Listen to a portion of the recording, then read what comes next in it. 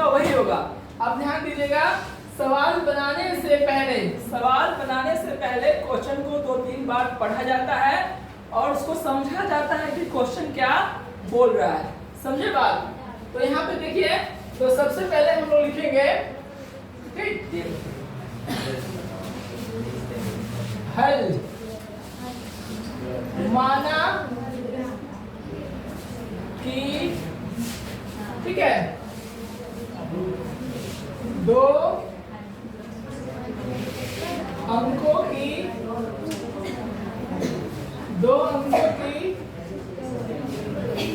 संख्या का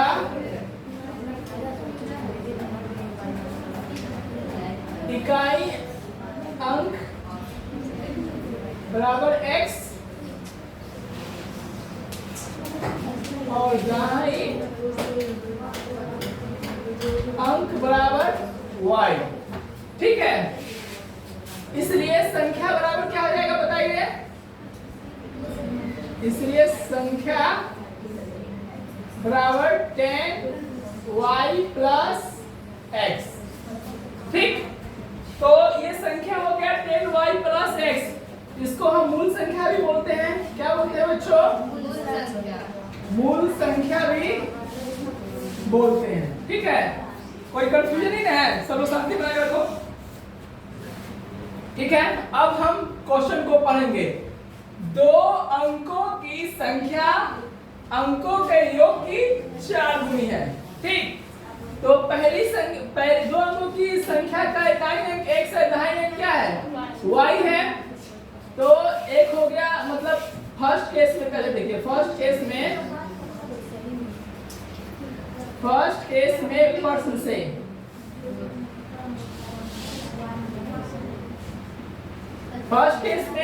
से दो अंकों की संख्या अंकों के योग की 4 गुनी है।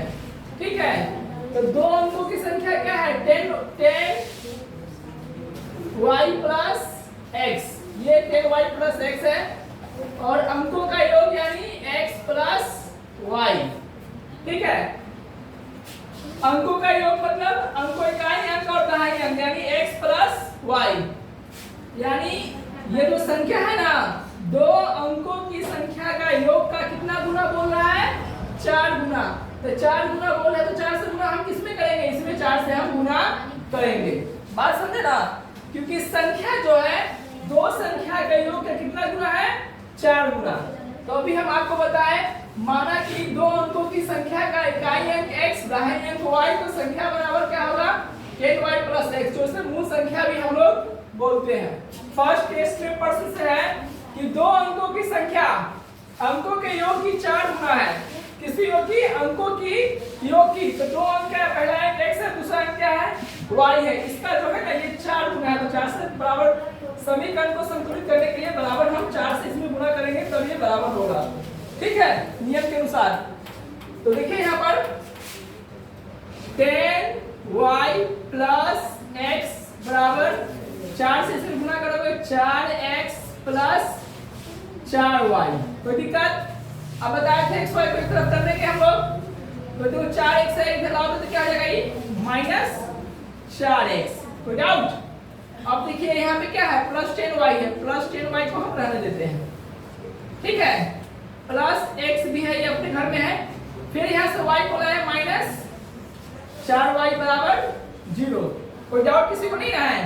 तो देखिए हम क्या किए कि 10y प्लस x ये अपने घर में ऑलरेडी है। जब बराबर की इधर से लाएंगे तो सचिन क्या होता है? बदल जाता है, माइनस 4x और ये माइनस 4y।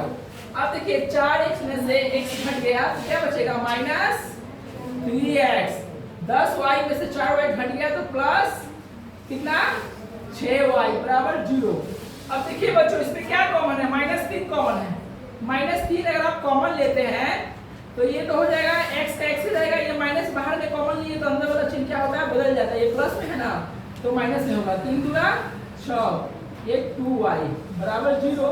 ये गुणा में है, बराबर इधर जाएगा तो भाग में होकर क्या हो जाएगा? ये भी 0 हो जाएगा। ठीक है, बराबर 0। आपका ये समीकरण क्या हुआ बच्चों? निकल गया। यहाँ तो कोई कंफ्यूजन है किसी को? चलिए अब सेकेंड केस पे देखिए आप लोग। ठीक है, कौन सा केस? सेकेंड केस में प्रश्न से, ठीक बच्चों, सेकेंड केस में प्रश्न से बोला है कि संख्या में 18 जोड़ने से संख्या के अंकों के स्थान क्या होते हैं, पलट जाते हैं। किसमें जोड़ने पर संख्या, तो आपको पता है ना संख्या ये है 10y प्लस x में कितना जोड़ने पर, 18 जोड़ने पर, क्या जोड़ने पर, 18 जोड़ने पर संख्या के अंकों के स्थान पलट जाते हैं। तो संख्या के अंकों का स्थान 10x प्लस y हो जाएगा, यानी संख्या पलटने पर जो है ना ये x हो जाएगा 10y हो जाएगा और ये सीधे हो जाएगा 10x प्लस y हो जाएगा। समझे बात की नहीं समझे, ठीक है। देखिए यहाँ पर संख्या पलटने पर नोट में याद रखना, समझे कि नहीं, पिछली बार पता था क्लास में संख्या पलटा है मतलब कि ये जो है संख्या में 18 जोड़ने पर क्या होता है, संख्या के अंकों के स्थान बदल जाते हैं। संख्या के अंकों के स्थान क्या होते हैं, बदल जाते हैं। संख्या में क्या जोड़ने पर, 18 जोड़ने पर, यहाँ 18 जोड़े हैं ना तो इसका स्थान क्या हुआ है, पलट गया है। ठीक, कोई डाउट नहीं है। चलिए अब देखिए, अब इधर लाइएगा, ये 10y प्लस x अपने घर में है तो माइनस 10x, इधर लाइएगा माइनस y और ये माइनस 18। अब ध्यान से देखिएगा बच्चों, ध्यान दीजिए 10x में से x से कितना बचेगा, माइनस 9x, 10y में से y घटाएंगे कितना बचेगा, प्लस 9y, माइनस 18। अब इसमें क्या कॉमन है, माइनस 9 कॉमन ले लीजिए तो क्या बचेगा, x माइनस y बराबर माइनस 18। आप देखिए माइनस 9 गुना में है, बराबर किधर आएगा तो किसमें आएगा, भाग में, x माइनस y माइनस 18 बटा में माइनस 9, माइनस से माइनस कट गया, 9 गुना 18 2, यानी x माइनस y बराबर ये क्या हो गया, समीकरण 2। यहाँ तक किसी को डाउट है?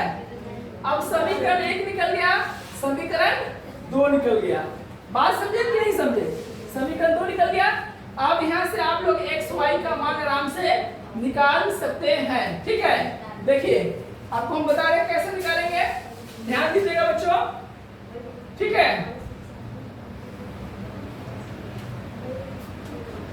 तो आप देखिए ये x और ये x दोनों है ना बराबर, तो समीकरण 1 से 2 को क्या करके घटाएंगे, दोनों में प्लस है, 1 से 2 को घटाने पर समीकरण 1 है x माइनस 2y बराबर 0 और समीकरण 2 कितना है, x माइनस y बराबर 2।